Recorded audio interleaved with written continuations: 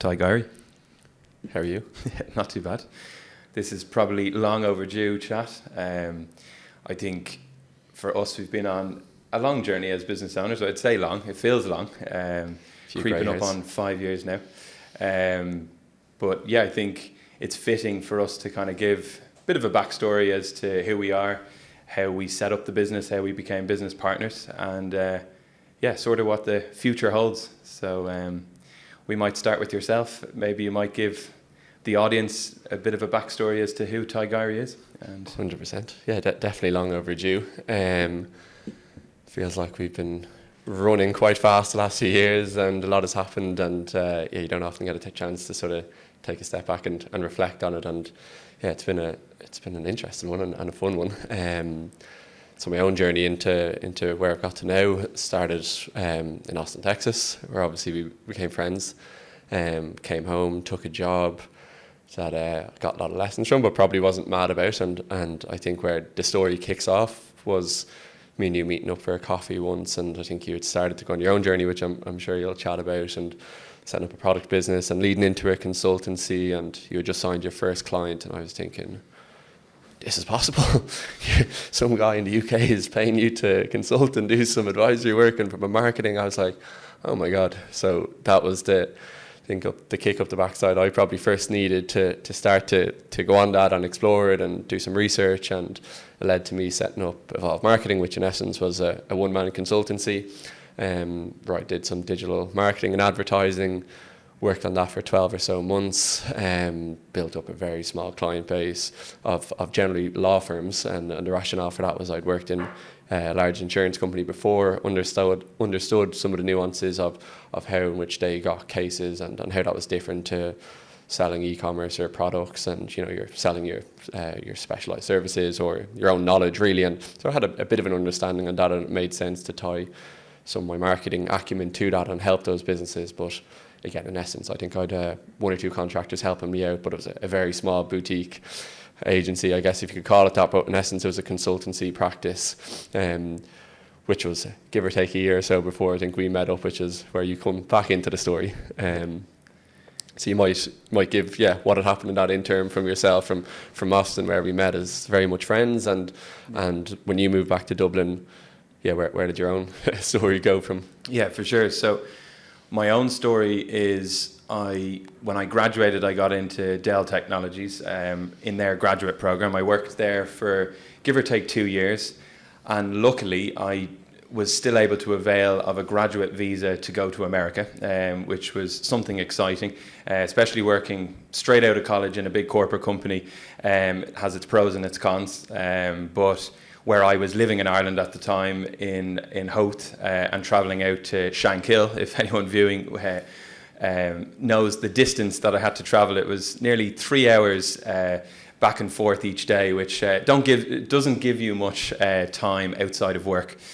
So I was very eager to change things up, and that led to America. And we chose Austin, Texas. I moved with one of my very close friends, and I worked in a startup there. And I was looking after business development, but then I also shifted into the marketing team. So I got enough knowledge and enough of a basic skill set, I would say, in that period of time. It was just shy of 2 years being over there, to come back to Ireland and say, do I give my own thing a go?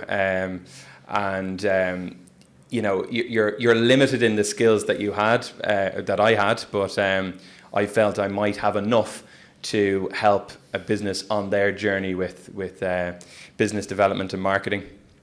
But before I did that, before I went out and did consultancy, I was very keen on looking at other options as well, and there was a couple of ideas of bringing ranch sauce into Ireland from Chipotle Ranch and Jalapeno Ranch, and I went through a Board BIA face-to-face course in Ireland, and we were guaranteed shelf space in a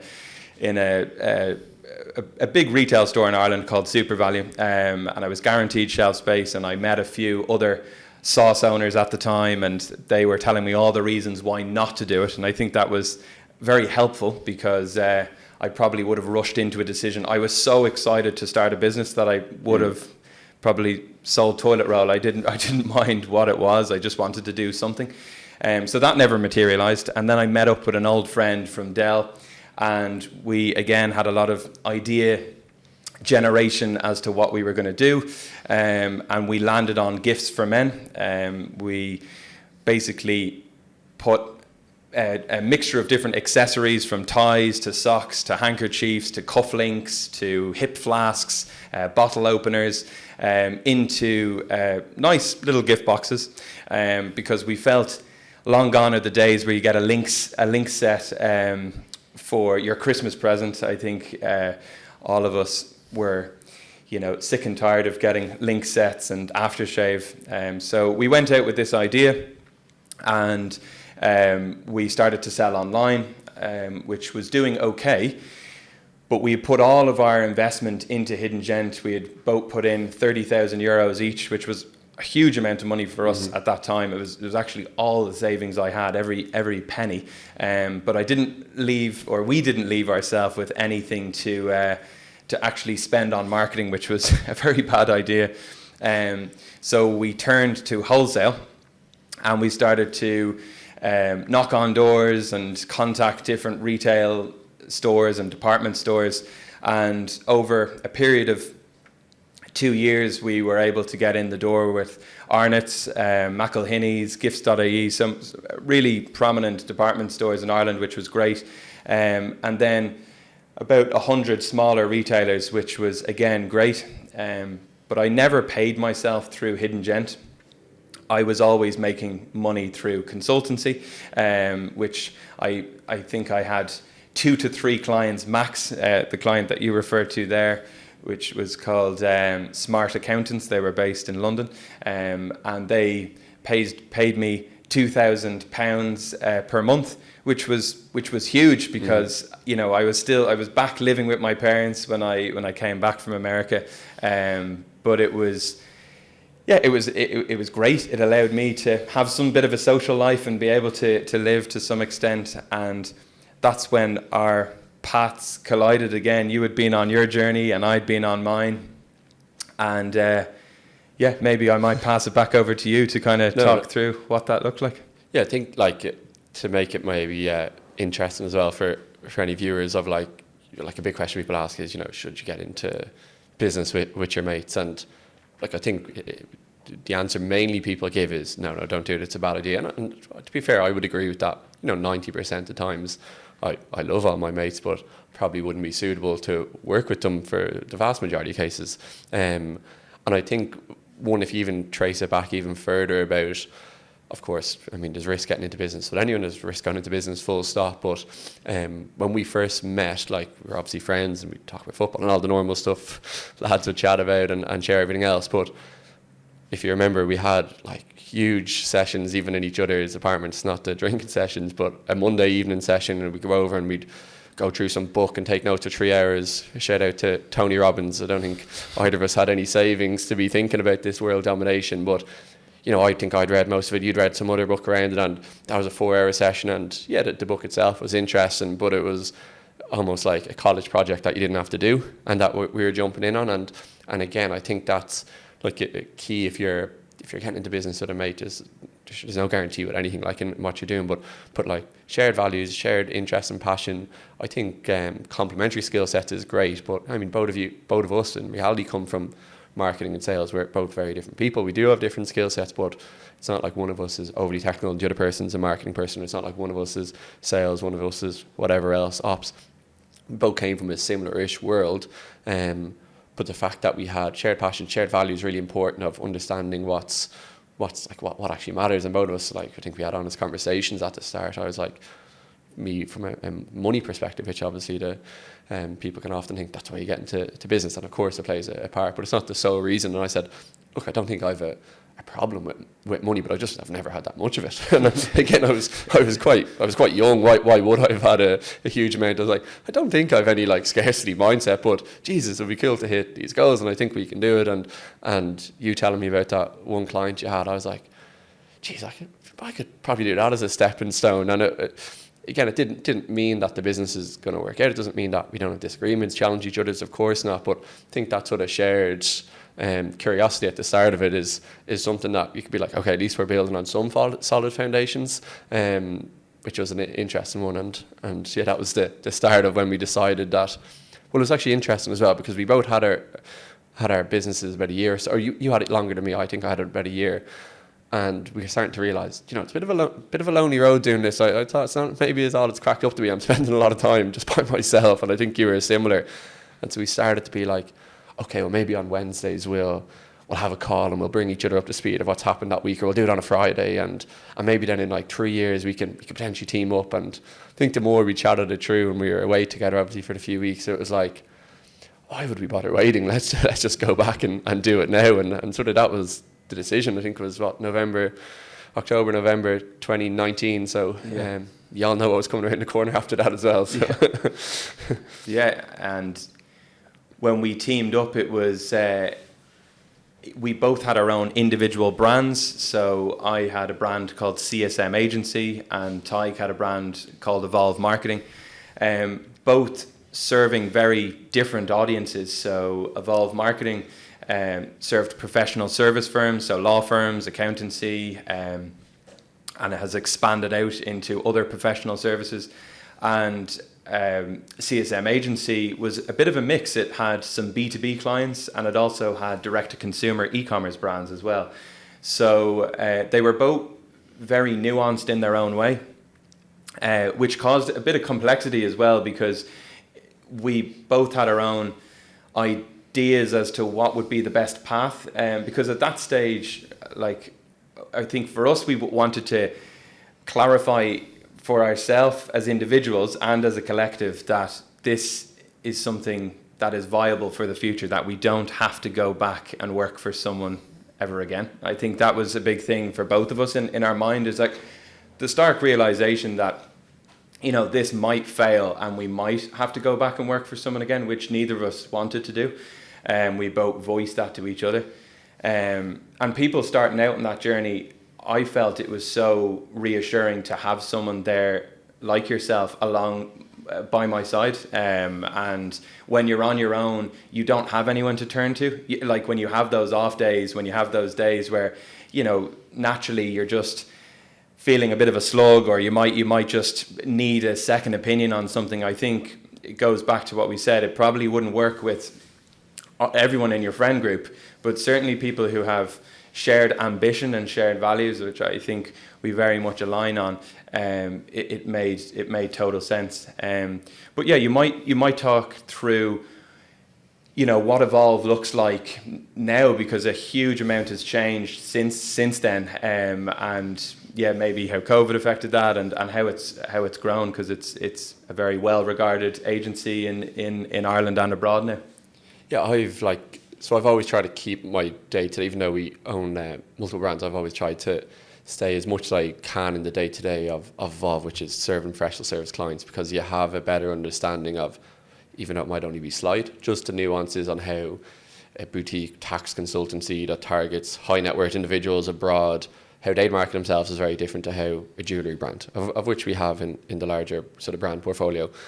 But so with Evolve, when we started, as I referenced, we only worked with law firms, and even to go more niche than that, we worked with law firms targeting individuals, and we only worked with Irish clients, so fairly niche, and feel like that is our bread and butter now. We still have some of our very first clients still on working with us, which is fantastic. But fairly quickly, one, you're going to be competing against yourself as an advertiser, so you'd have to then branch off across other areas of law, which was the first starting point. We then went across law in other markets outside of Ireland, and then fairly quickly, within probably 6 or 7 months of us starting to join together, had to branch off into other professional services, which made sense. And the quicker you do that, and the more we did that, recognised, again, there's differences between how a legal firm would market versus an accountancy firm, but it's a lot less versus e-commerce and a professional service firm. So since then, we've worked with accountancy firms, financial services firms. In the last 18 to 24 months, we've moved across engineering, construction. No, construction probably isn't as much professional service, but some of the, again, our understanding and our team's understanding of how to market, win business, and the ways in which you can market are again specific to that as an audience and specific to those clients. which has brought us to where we are now. And probably our next big push of what we've started in the last 6 or so months is one, working with larger corporates, but two, also working with individuals within them as opposed to just the firm itself. I guess as you start to work with these larger corporate businesses, so take some of the top law firms in Ireland, the Magic Circle firms across in the US as well, they might have 100 partners. All of those partners or directors in other professional service firms are brands in and of themselves. That's how work is won. They're all equity partners in essence. It's almost a profit or a rev share at the end of the year. That's how it gets divided up. So you're winning work off your own back, and so you are your own business, and you win business based off your reputation. So whereas in days gone by, those deals might be done in the whiskey bar, the golf club, or in any other sort of activity where you have that reputation built and there's those introductions made. What we've started to realise is how can we enhance and help those partners or individuals as opposed to the firm themselves from a digital perspective. How can they increase their quote unquote digital footprint or real estate, and while the deals on quote unquote the golf course are still going to happen, how can we ensure that reputation is as equally built online? So that's something we'll be pushing into more, I think, in the next 6, 12, 18 months that we hadn't done previously. So yeah. And I know a topic that you've delivered for the Law Society of Ireland was around creating demand in a market, and I think it's an interesting topic to bring up specifically for Evolve Marketing on how professional services as a whole create demand through content, through value. You might just touch on that a little bit more. Yeah, 100%. So I would see demand creation as maybe the second stage in like a 4-stage process. So stage number 1 would just be brand awareness. Okay, so brand awareness, a great example of a brand awareness campaign that we didn't do, but I seen one of our old clients, Philip Lee, a law firm in Ireland, did was at a recent Ireland rugby match, billboard comes up on the side of the pitch during the game, Philip Lee. Okay, big, beautiful yellow branding, Philip Lee is there. That's going to create resonance of the name, resonance of the logo, the identity, the colouring. Is that going to convince anyone to buy? Does that explain the problem, services, the partners? Of course not. Does it still have a value? Yes, to a certain extent in an overall marketing mix. The one that's interesting, which I feel where we can come in and help more of, because we don't do much of it, just purely brand awareness campaigns, will be in demand creation. The difference between demand creation, and it can take many different forms, content being one, but a huge amount of other channels, tactics, strategies, is when it's done well, is when your audience has an understanding of who you are, but has an understanding of the challenges and the problems you solve and the services in which you offer. And so to do that, obviously, you need to be communicating at a level that speaks to your client, customer, or audience, is talking about the stuff that's affecting them day to day. And obviously, it's not a really hard sell, so it's not you're trying to push for a sell in everyone. So it's an overall market understanding of who the brand is and everything that you can do and solve. It then moves into stuff that we've taken lessons from in the past, which is demand capture. So demand capture can often be timed, which is stage 3, which is more lead generation campaigns. And in reality, that's all really Evolve did for the first 2 years that we worked. It was working with firms to capture in-demand market, most obvious being when an individual needs a legal service. So that was our obviously entry point. So they would need they need a lawyer, solicitor for probate, estate planning, personal injury, you name it. They're on Google, they're online, they're searching. Right, we're going to put our client in the eyes of that person and we're going to capture that demand. So that's stage 3, but when your offering is more nuanced and it's not as high intent around that, you have to start with stage 2, and there's only ever going to be, there's loads of different studies, but I think the one most quoted is, 5% of people in market for what you offer at any time. So the stuff that we've started to move or evolve from, excuse the pun, is to have more of our work and focus for our clients on that 95%, with a smaller piece there to make sure we're not, losing out at the final hurdle. Final stage is expand accounts. That's normally done from in-house within the firm of, giving a competent service, giving a personalised service, and that's something we just recommend on, but again, that's something that's done in-house. So our biggest focus over time has always been stage 3, demand capture, but now we've, I guess, opened up our offering the last while to have that element of stage 2, which is as important and more important as we talked about with speaking with these corporate firms and these individuals. So that's a bit about that. No, it's interesting, and it's definitely every industry has its own nuances when it comes to marketing and how to grow in the right way. And, you have built an amazing proof of concept within the professional service space as to what works and what doesn't work. And it plays to your favor in the sense that now in Ireland and the UK, evolved marketing is very recognized within the space, which is fantastic. It definitely, a huge amount of firms and companies are approaching you for your advice. And I think it goes back to the importance of niching down and actually like focusing in on one area. So no, appreciate you sharing. Lovely. And on the flip side, you might, because again, when we were napkin, what did I call it? Napkin mash. When we were doing our business plan on the back of napkins very much a few years ago, we'd always said CSM agency was a way for us to work with, speak with, deliver on all types of projects, to give us that sort of more holistic approach on, okay, like we've always said, there's a lot of advantages of niching down or specializing. If someone comes to us, we offer email marketing, the delivery is easier, the conversation's easier, there's more repeatability, but there's also a lot of advantages to staying general. So you might speak of some of that journey in terms of both at a sector level or an industry level, but also at a services level, because it would have been yourself that has gone on that journey a lot more than I have in terms of companies of all shapes and sizes and projects of all shapes and sizes. You might speak to some of that. Yeah, for sure. So CSM agency is a full stack agency. So it has a lot of different departments. So it have a videography and photography department, an SEO department, a media buying department, web development department, an Amazon department. And that with that comes a lot of complexity, naturally. What I think the pros are there is there's a huge amount of agencies. I worked with agencies when I was owning Hidden Gent, and I would outsource certain elements to agencies. And the one thing that frustrated me is when you outsource to an agency, I felt like I was going through a bit of trial and error, and that stuck with me. And it was definitely something that when we ended up building an agency, because I would say, I wouldn't really call it an agency that I had when I was working in Hidden Gent.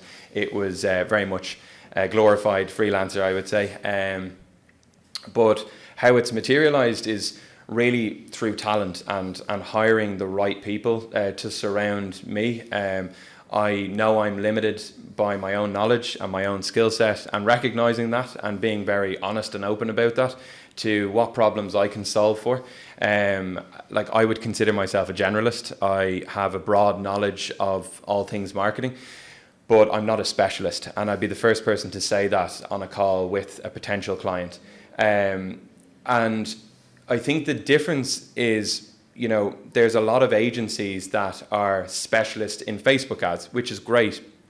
But what's happening is they get on a sales call and they're convincing a brand to use Facebook ads because it's all they know and, it's all they can sell. And what happens there is they're not looking at it from a holistic perspective, because I work backwards on the term leverage. So like, what's going to give the brand that we're working with most leverage for our time, okay? And their money. It's their money and it's our time. And so I'm trying to distinguish, is it Facebook ads? Or maybe it's Amazon. Maybe it's neither of those. Maybe they need to get their foundations in order because their conversion rates are really low. So we've always come at it from the angle of really deeply understanding what the customer's pain points are and bringing in the right people to solve for that. So we've built quite a large team now, but in the early stages of business, I was bringing in a lot of consultants, a lot of contractors to help me. And I was very honest and open about that. I built quite a large network of consultants and contractors, and explaining that to the client to say, I have the right people around me to solve for this, but I don't think it is Facebook ads. I think you need to start with Google because there's a lot of intent behind your product. People aren't buying your product on impulse. So, for me, it was making sure that I was listening and asking the right questions to solve for that pain, because the way I articulate what CSM agency is, it's a performance marketing agency that facilitates in growth and evidently builds enterprise value. And I think the only longevity truly in the agency world is to provide a return on investment for your services. You're paying for talent, you're paying for expertise to get from A to B. And, you know, there's many ways to get from A to B, and it's recognizing that and making sure that we're deploying the right team that's going to give us highest leverage for where this customer is at on the journey, because we're not necessarily not every business is a one size fits all, and I don't want to discredit any other agencies on how they do things, but I think there's a big problem in the market, because we get a huge amount of customers come to us and say, I've been burnt by this agency, you know, they told me to run Facebook ads, it didn't work, and I spend X amount of money. I don't think that's the right way to look at it. I think the way to look at it is Facebook ads definitely has a place in marketing, 100% has a place in marketing, but at the right time in the journey. And I think it's knowing when that right time is. And I learned a lot through Hidden Gem and spending a sizable amount of money on advertising for our own brand. I feel like I was in some way relatable, because I've had 100 grand of stock sitting in a warehouse, and COVID hits and you get, I don't know how many cancelled POs. Like, a lot of that pain has still stuck with me. And I still have stock in a warehouse, so if anyone needs any socks or ties, I don't think ties or handkerchiefs are coming back into fashion anytime soon, but I have a few socks. Yeah, I think all my friends have a few socks. A good example of that, of me being maybe more of an outside looking in on how that open-mindedness, I'd nearly call it, on CSM side, and with the clientele has taken from like all services and not being stuck to like one delivery model. Would be a retail client that we have in Ireland. They sell white goods, electrical. I think most of our audience would know them, and we've had them for a few years, and I've always assisted on the performance side of those accounts. I think give or take 2 years ago, you were brought in on the client and the conversations, and for them you're like, have you ever thought about a B2B model? Yeah. And so like since then we set up a B2B system as if they were almost a software business, reached out to different like real estate investment trusts, large real estate agents that had multiple properties, and are like, well, they need white goods, they need all these appliances, and they probably, if they own 1,000 apartments, that's probably happening every single week. Yeah. Let's develop relationships, let's create a lead funnel outside of that. And it was a bit of a shot in the dark. Like, I was like, yeah, it definitely logically makes sense, and the client, to be fair, bought in because we'd built that trust and reputation. And that's still paying dividends to them now. I had a call with that client a week or two ago, and he was like, geez, we're getting some bump in sales from the relationships that were set up then. And I think, again, is that going to be their full business model? And we completely change? No, of course not. But it's just seeing opportunities outside of that. And it's by no means to diss an agency or any service businesses they're really selective in it. There's, you know, a lot of I think compound interest that comes with that, and you understand it so well in that. But it also, I think, just from a general business perspective, it gives you that open-mindedness of okay, well, like, if our main strategy doesn't work, how can we look at it at a broader sense and understand that it's not a one size fits all. Yeah. Which is really, really important. Yeah, for sure. And I think Appliances Delivered is a great example. Like, they're a direct to consumer brand, have, you know, been very recognized in Ireland for appliances, but it goes back to that point around leverage. You know, the owners noticed a gap in larger developments, like an apartment block that might have 200 apartments. They all need a dishwasher, they all need a washing machine. So how do we get in front of that property development company and sell to them to kit out all of these apartments? And it leads to high ticket sales, which again increases cash flow, and it builds trust with us. So yeah, I think it's definitely served CSM agency. It's probably caused a lot of pain and complexity for us along the journey, but I feel like we've learned a lot more, and it's very much added to me being that generalist that I refer to myself as, because I've got a bit more of an understanding as to the different departments. I don't run these departments. We have department heads who run each one, but and they're very specialist in what they do.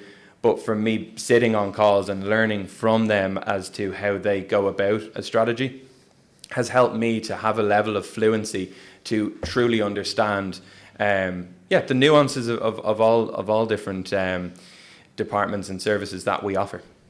Yeah, the one point you touched on there, which has probably been the biggest development throughout the years, has been teams. So you talked about department heads, and something we were just chatting about in the last day or two was, I think early on, we had a good understanding of delegation, relatively speaking, and I think that's great. You delegate your tasks. I remember I used to waste my days in the first few months building Evolve. I'd spend half the day like prospecting, building out lists of people, putting them in the Google Sheet. I was like, oh my God, losing so much time. And eventually, okay, you can get someone on Upwork or Fiverr and just those smaller tasks, and whether that be a dev project for Evolve or something in which you could just get support of expertise. I think we were quicker to that. That I think maybe a lot of businesses, which is great. I think maybe the journey we've been on in the last year or two is which again everyone goes on as well, is delegation and bringing in people where you can just delegate a responsibility as opposed to a task. And I think we were maybe slower to do that than we would have liked, or at least now looking back, that's been the biggest one of the bigger changes. And your own, like, it started with the two of us. We brought in Tom, one of our close friends, when we needed help with invoicing as a starting point. But you might speak to what's been your own experience as the team has grown, and lessons and management. We're now a remote company as of the last year and a half or whatever it's been. What stood out to you the most over that time? What has stood out to me the most?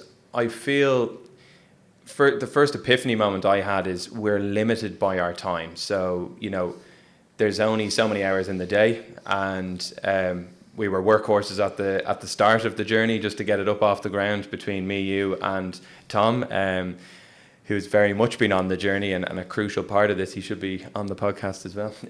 But for me, it was we're limited by our time. So really understanding the inputs that we do on a day-to-day and what outputs we're looking to drive, to get enough cash flow in the bank to hire someone who is as smart as us or smarter than us, because more importantly smarter than us, because we were very much learning on the job. Yes, we had some prior experience, but in the grand scheme of things, we were not specialists. So I think hiring our first specialist was like, again, that second epiphany moment, that it just more gave me and you reassurance that we have the right people around us to solve for the outputs that our clients need, which is, at the end of the day, that's what we're solving for, is getting someone from A to B, and we're filling the gap in the middle. So that was sort of the second epiphany moment, was hiring specialists, then hiring department heads, and as you said, giving that level of responsibility that a department head could build out a team around them. There was huge learning there, because I always felt that, we would have to be involved to some extent in terms of being involved in every single department. It's not the case anymore, thankfully. But that is so important, is that level of accountability and responsibility for each department head, that they put their hand up and say, I've got this. Don't worry about it. This is on me. I'm going to run the media buying for this business, or I'm going to run the web development for this business. And, we've always set it up in a manner that our employees are incentivized to grow their department, and really encouraging the people that we hire that, the more they grow their department, with our help, of course, because lead generation and sales very much indirectly links into departments, that, as far as they grow, this is completely up to them. As many staff as they want to bring on is completely up to them. So it's really giving our staff and our department heads that opportunity to say, you can take the bull by the horns here. It's completely up to you to drive this as much as you want to drive it. And then I suppose the third thing that I've learned is, and it's only a recent learning, but we've over the last 3 months hired a managing director, which has been amazing. We've both realised we've done so many things wrong, and yes, so many things that operationally need to be structured in a better way. So she has grown agencies from 3 employees up to 25 employees, and she has done such an amazing job at coming in and putting good structure in place around time tracking, around project management, around real just structured organization, so that we can get to the next level. Like what got us from A to B isn't going to get us to C. And I think that was a really big move for us, is giving that trust to someone else to manage the overall business. The second really big hire this year was a strategic director who came from VML and some of the biggest agencies in the world. She's worked with over 100 Fortune 500 companies. Like I'm still in disbelief at some of the brands she's worked with, but it's amazing having someone who has been in the trenches around deep strategy and complements what we've done, because I would say we haven't had that level of exposure of working with anywhere near 100 Fortune 500 companies.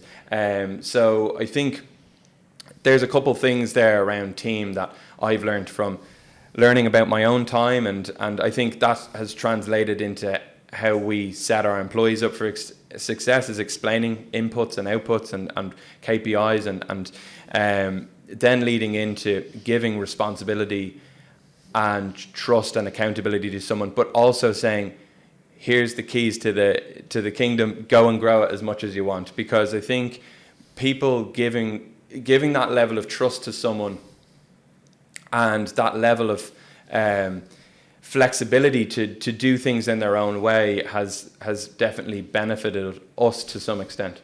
Yeah, 100%. Like I think we're shooting this in May 2024, and that's journey just started at the start of this year in terms of those senior people coming into the business. And I think it was an inflection point for us where it's like, okay, we've done the 0 to 1, and with that you need to at different points roll up your sleeves, and maybe it's like when you start driving and you commit to some bad habits maybe after the fact. So it's like we'd done the 0 to 1, but we'd probably develop some great habits that we'd want to keep for the rest of our careers, and maybe some that to get to that next stage we have to shed to move on, and getting that sort of mirror shone in both of us in terms of time being spent, where we're being pulled in, where we're wasting time, how to be better managers. All of these different things has been probably the biggest change in journey in the last few weeks and months, and I'm sure it will continue to do so.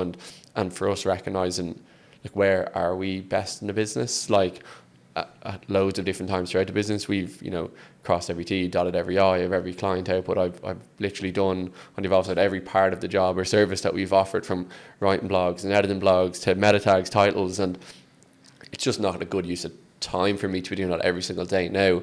And again, that's probably something I'm internally struggling with, where it's like, I want to spend a week on one client and to give that level of value, especially if they've been with us for months and years, and okay, what can I, and there's that balance of, okay, well, how can I look at it at a broader sense, and how can we give a better offering, or how can we make sure that there's the operational structure and the communication and reporting is at a level I give input in, because that's going to affect, of course, the one client, but it's also going to affect everyone in a positive way. And that's something I think we're still on the journey of. And the one thing that jumped out to us, because obviously we were hiring for these roles coming into the end of the last year, which was interesting.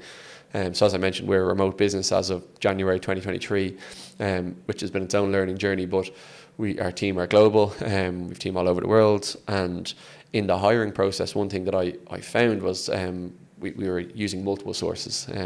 So we're using a recruiter, we're putting it up on LinkedIn, we're hitting up friends, colleagues, old colleagues, and we're putting everyone through a similar process. And as it was starting to get towards the end of the process and you're having these second round interviews, we're chatting with some really, really great people. A lot of Irish people who had built out agencies to these unbelievable points, people who had worked in the UAE, which we are currently, and had built these businesses. But when you really dug down with some, it was hard to grasp how they would get from our stage now, which is to the next stage, which is where we're obviously looking to go, and the next level of scale. And for us, we've always, rolled up the sleeves and done a bit of the hard work, and obviously brought in some strategy. Where sometimes when you dig down, I felt within a hiring process, it was like, and this would be the lesson I would give, is like a real understanding of the client or the company that you're applying for. Because I'd ask them, okay, you got the company from A to B, how did you get to the next stage?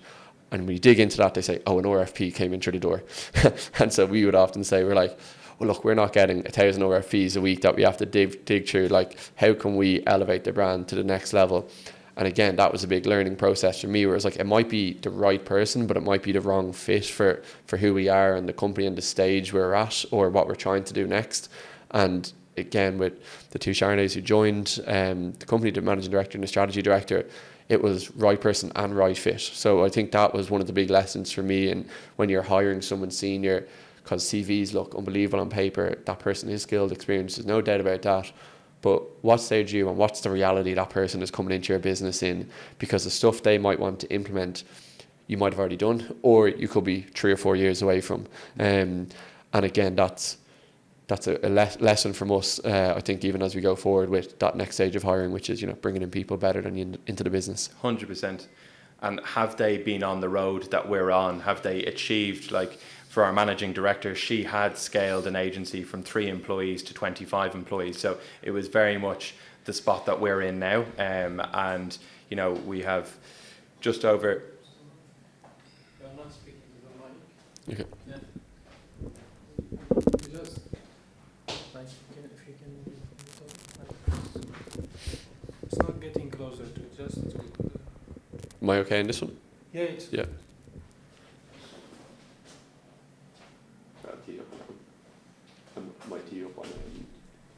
Yeah, we've 20 minutes, so let's just talk about the...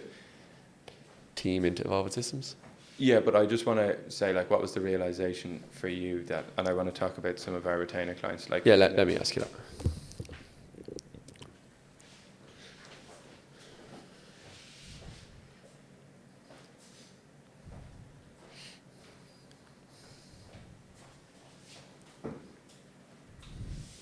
All good? Roy, so you mentioned something earlier, which was a realization of, will I have to work for someone again? And I think that's definitely the stage you're on as you're starting a business and you're trying to build up cash on the business and validate your idea. And it's a question I think every bidding entrepreneur has. Like, have you had that moment of, geez, will I work for someone again? Has there been any realizations or epiphanies along the journey? Yeah, the whole way through, it's always been in the back of my mind. I suppose proving myself that I can do it, proving my parents that I can do it. I'm an only child, so I think for them, I want to make them proud, even with your friends, especially in the early stages, they have your back 100% and they're always asking you, like, how's the business going? And I think that's always, there's that added pressure. But yeah, the first few years were always like, just get as much cash as we can to feel like we can never work for someone ever again. But I think the moment for me personally that I came to that realization was when CSM agency turned over 425,000 in 1 month, which was November 2022. I still remember it. I remember sitting and having a beer with you in just off Grafton Street, and we were very excited about the situation. And I think that for me was the biggest realization that I'll never work for anyone again, because yeah, that is obviously a huge amount of money, and yeah, it was very exciting, and it made me realize that we've actually built something that is bigger than ourselves, and there's a lot of amazing people around us to help. But yeah, that would be my moment. And it's more like the revenue or the cash side of it is just so you can think more than like the next day, week, month or so. It's like, and it also allows you to say no, which is the most important thing, which I know we still both struggle with in terms of clients and projects, and that's definitely something we need to learn to get better at. But that's the real reason for, like, again, any new business owner, entrepreneur, you can keep costs low. You should keep costs low as much as you can and for as long as you can, so that it gives you an ability to actually start to think longer than a week or a month out. Eventually, obviously, pay yourself a salary, of which we didn't do for at least the first year or so. And my moment was maybe a bit different. It was a lot earlier on, and it's not to say I would never work for someone again. I think if Steve Jobs came back from the grave and there was some role there, like, there's still, it's not to say I still see myself if something like that came along, which doesn't seem likely in the short term. But it was actually when we hired Tom, or it was maybe just before we hired Tom, who was 6 or so months into it, and I was over with him in Boston where he lived, and I was telling him about, I have 3 clients, this is the journey, and giving him some background. And he was like, and he said it very casually, he'll probably kill me even now for bringing it up, but he was like, well, look, if it doesn't work out, it's going to look great on your CV. Like and I was like, I in no way was offended by it, but I was just thinking, geez, I haven't had that thought cross my mind once. Like it literally had not crossed my mind once. I was very supported by my family. I lived at home at the time. I didn't have, thankfully, all of these responsibilities and outcomes. So I was in a very privileged position, realistically. But it was just more of I think he now is embarrassed by the comment, of which he shouldn't be, far from it. But I was thinking, geez, it wasn't to build up that side of it so I could then go into a job interview. Not to say I would never be in a job interview for the rest of my years. Who knows what's going to happen? I don't foresee it. But that was one of the small ones that made me think, okay, you actually are. You're not just saying this to other people. You haven't actually had that thought in your head, which is probably a good thing because it means you're 2 feet into it and you recognise the fact that it's not going to work overnight, which I think is really important. It's a different thing. I think if you have kids, dependencies, you have a job. I've even more respect for people who go out on their own and do that, because it is a hard road. It's a hard journey, lots of ups and downs, and kudos to them. Whereas me in particular, like, you're sort of starting from zero anyway. So the only way is up, and that might take longer, but like forward momentum and progress, you feel like you're on the right path. Yeah, no, I think that resonates with me as well. And just in terms of, we might just touch on some of the nuances of the different clients that we have in both brands, just to give people a bit of an understanding, and that might lead into the development of some new brands that we also have as well, and how they were grown. You might just talk through the different types of clientele in terms of project size, more so than anything, not necessarily the clients, but what is Evolve marketing solving for these particular clients, and talk through that.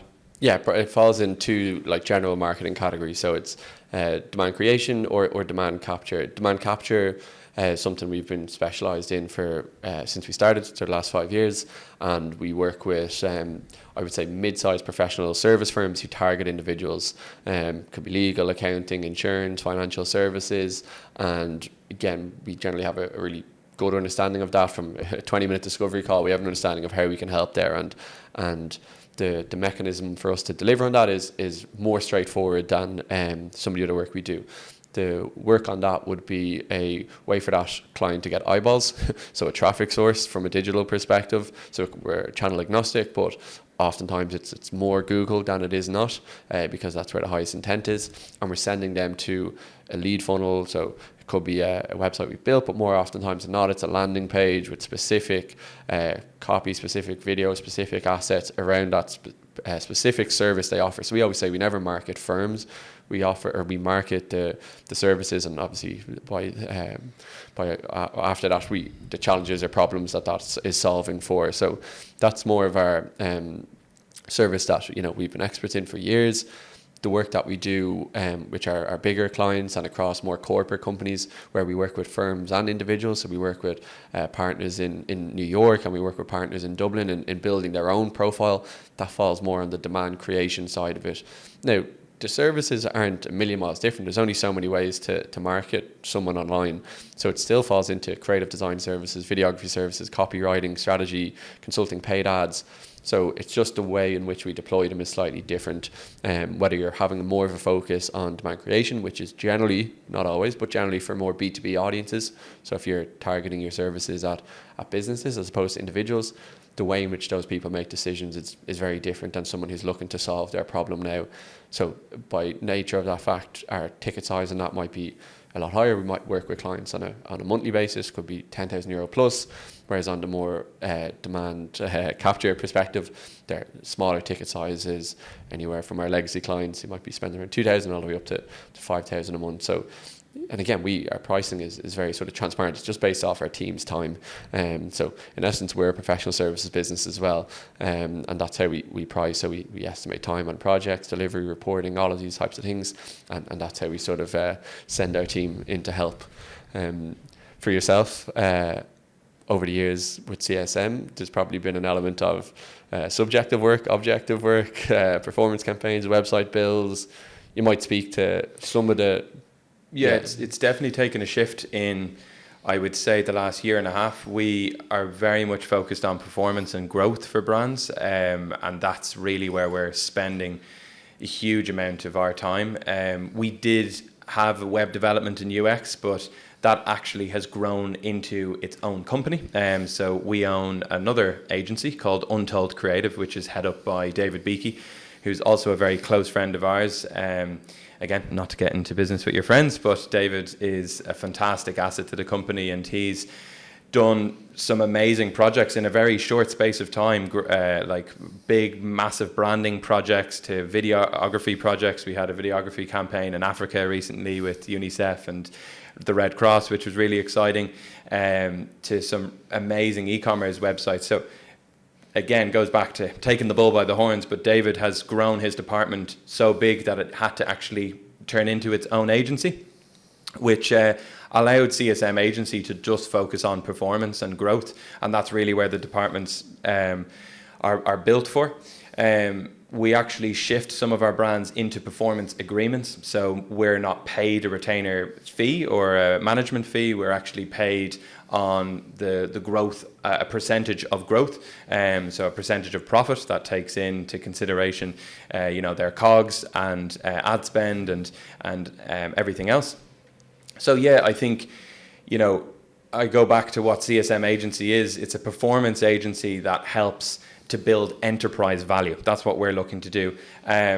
Like some of our clients do look at us as a full marketing department. So like we have some clients that would pay us 25,000 euros per month, which is a huge retainer fee. But with that comes a lot of complexity because we're actually supporting multiple departments. We're supporting not only the sales department, but also the operations department. Everyone needs help with a bit of everything, to streamline certain processes, automate certain processes to make things more efficient. But so long as we're looking at it through the lens of growth, and looking at it through the lens of return on investment, I think that's the only way there's longevity in the relationship. So that's where we're spending a huge amount of our time at the moment, which kind of filters into our future vision as to what this looks like around the ecosystem that we're building. As you're the face of Evolve Marketing. I would be considered the face of CSM Agency. David is considered the face of Tadhg Creative. But the final piece to that puzzle is a new brand called Evolve with Systems. So I might just touch on what that looks like. And even just to cut across you, because I think that what will tee up this was something we did a year ago, last August. So we were in London and we were at a mastermind event for agency owners, people all doing a certain revenue number and all different types of models, people specialised service, people similar to ourselves, and you were brought up to do a talk, and it was around business development, lead gen, sales, and the title of the talk was around bringing in this particular valued client and just the processes which you went through it. And there was maybe a 40-minute talk or so, and you touched off every element of the process, and then it opens up for a Q&A at the end. And the particular part that 2 or 3 people, and these were all operators in their own right, what they dug in on was, you talked about bringing in external people to a project, people who are consultants, people in your network, but people outside that, and you sourced them. Talk me through the process. How did you do that? How do you present that to a client? What do they think? Are you not afraid that they're going to take your work? And I think me and you were both saying afterwards, we were like, geez, surprised everyone dug in on that. We thought like that just seemed very natural, self-explanatory. It didn't really seem like, can't believe they were talking about that. And I think anytime there's a resonance like that, it could be in your pitch, it could be in something you're saying, like even to a friend or to a colleague. If someone just picks on it, like listen to that and double in on it. And for me and you, that was probably something very back to our mind was sparked of saying, geez, that seemed very normal to us that we've done that from day one, that like we're not going to have every answer. And if a client has worked as a corporate lawyer or a marketing director, which we have in our wider network of a big financial institution, well, they know some of the corporate speak that I don't know. And so it would make sense to bring them to the project. Yeah, we might lose some margin. They might have their own relationship with the client, but sure, like it's a big world out there. There's plenty of clients for us. So just to tee that up and about how that sort of spawned an idea of something that obviously would lead into our own next steps and vision. Yeah, you're spot on. I think everyone in that room in their own right was, you know, a very successful agency owner, like from all across Europe to even an American agency was in the room, and you couldn't get in the room unless you were turning over a certain amount of money, which was good because everyone in that room was at a certain level. And yeah, that really did stand out as an epiphany moment as to, geez, if that resonated. I think for CSM agency from the get-go, we were very honest about putting our hand up and saying, this is what we're good at, but we also have consultants that can solve for your particular problem. And we were always bringing in amazing consultants, from people that I met when I lived in America, all the way to people I've met just through networking and speaking with other consultants, digital consultants. So it was always part of our model with CSM agency, but it became a realization that, you know, the right talent sells the deal. Okay, so what I mean by that is, like, I've had the pleasure, and you've had the pleasure of working with Vinny O'Brien, who for the last 4 years, we originally started working with Vinny. We were basically white labeled by the biggest accountancy agency, one of the biggest accountancy agencies in the world, and they white labeled us as a delivery provider, which was a great learning in itself. We understood a lot more about margin and getting in the door with some of the biggest customers in Europe, and we were in the background as the doers, let's say. But we met Vinny through that relationship, and since that relationship, it's blossomed and materialized into something that is amazing. And I think for me, I realized Vinny on his own journey had built the enterprise division in eBay. He's worked with some of the coolest and best e-commerce brands in the world. And bringing Vinny into meetings, he was solving for pains that I didn't have the knowledge for. And we were both complementing each other, because Vinny was a consultant. He certainly wasn't on an implementation team, but we had the implementation team. So Vinny teed up the strategy, which led into implementation work that our team could deliver on. So Vinny was able to uncover a lot of the real true pain points through his own experience. And I think that's where Evolve with Systems was born out of. It's a collective of consultants that facilitate brands to skip guesswork, and you're paying for guidance, you're paying for speed, you're not going through trial and error, because every business goes through trial and error. We're all constrained by the decisions we make, okay? So it's about making the most logical decisions based on someone who has prior experience or data in the market. And that's what we always go back to.